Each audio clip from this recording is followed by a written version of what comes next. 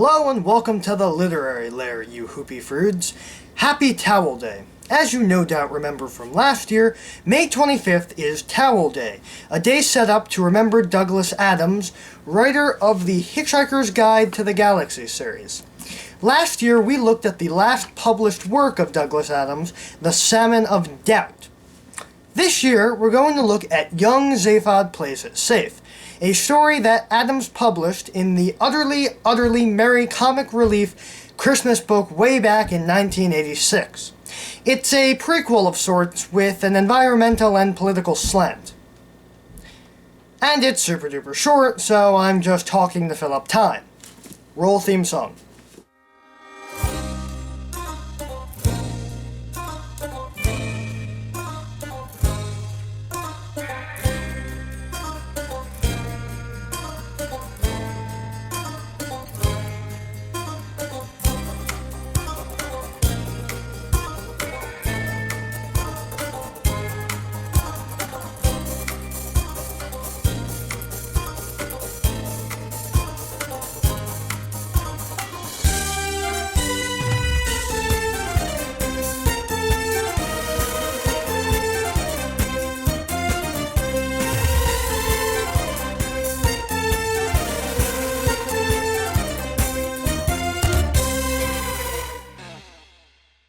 No cover to speak of since it's never been released as a standalone.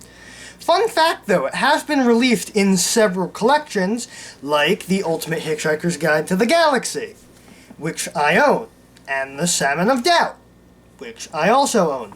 So this is the only Douglas Adams story of which I own doubles of. Obviously, Young Zaphod Plays It Safe is a story about Zaphod Beeblebrox, a main character of the Hitchhiker's Guide novels, who is a two-headed Beetlejuicean alien. Let's not waste any more time and get to the story. The story begins on a planet obsessed with lobsters. I guess Maine was the first state to establish an interstellar colony. Anyway, a craft emerges from the water and descends again to about 200 feet. The craft descends some more and it gets darker, with the only light coming from a pink neon sign reading, "The Beeblebrox Salvage and Really Wild Stuff Corporation." Because of course that's the name he gave it. I wouldn't expect or accept anything less from Mr. President of the Galaxy. It turns out that Zaphod is down there with two guys from the Safety and Civil Reassurance Administration. Because bureaucracy. Actually, the reason they sent him down there is to salvage a ship that they claimed would never crash, which Zaphod comically points out. Zaphod asks what's on the ship, and they just tell him that it's byproducts. Oh, those guys are from the Night Vale City Council. Night Vale suddenly makes more sense if you assume it takes place in the same universe as the Hitchhiker's Guide series. I mean, Zaphod has 2 heads, Hiram McDaniels has 5 heads, it fits. Anyway, the ship's byproducts are leaking, and they may or may not be dangerous, but the officials claim that they are perfectly safe. Zaphod is not convinced and asks them why something so perfectly safe had to be put in the spaceship equivalent of a Brinks truck and then sent into a black hole. They maintain that the ship cannot be a wreck, but Zaphod is still unconvinced because they are so keen to check it out. Since if they were so sure it was fine, why even check, right? Zaphod begins to object because he suddenly has moral scruples, but agrees to do it anyway. They enter the ship, which is very dark, and Zaphod shines his flashlight onto a wild-eyed screaming face, which after seeing, Zaphod falls onto the floor and onto a body that explodes with violence, and Zaphod takes the logical course of action and faints. He wakes up and finds that he fell onto the dead body of the navigation officer, whose insides now cover the walls and the bottom of Zaphod's pressure suit.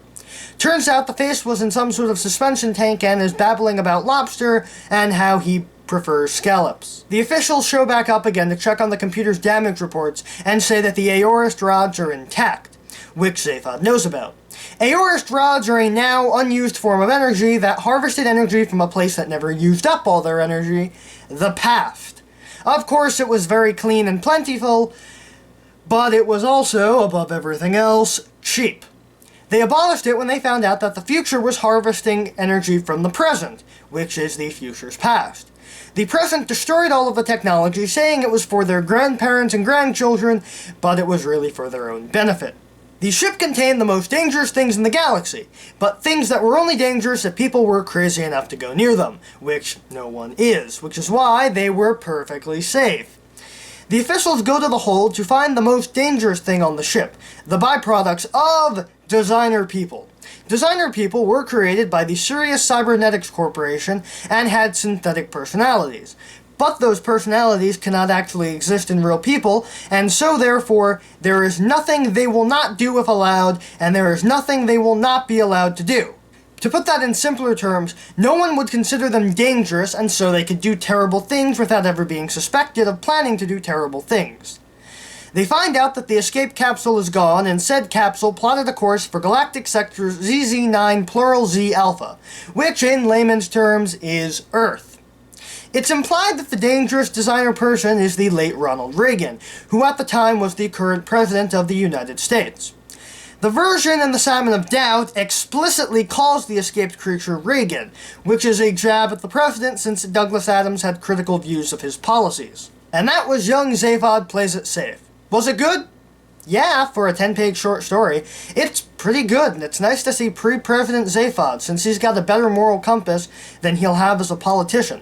He's the lovable two-headed hippie that we all know and love, and I gotta admit, it's a charming story with a bit of an environmentalist and political slant. Overall, it was really good, and I highly recommend it if you're a Douglas Adams or Hitchhiker's Guide fan. Anyway, that's all the time we have for today. If you'd like to see more of the Literary Lair, you can hit the subscribe button down there, and if you'd like, you can also leave a comment in the box below.